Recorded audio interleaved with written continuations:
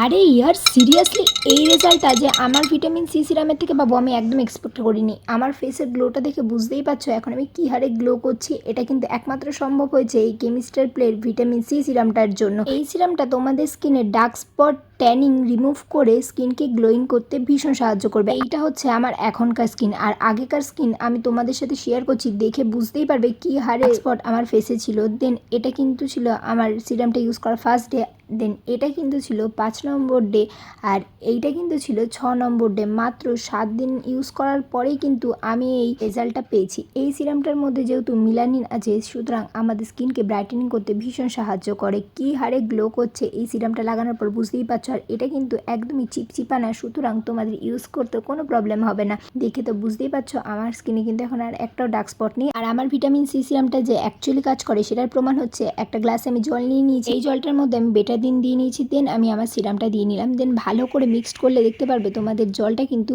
Transfer হয়ে গেছে, তার মানে ভিটামিন সি সিরামটা কাজ করছে।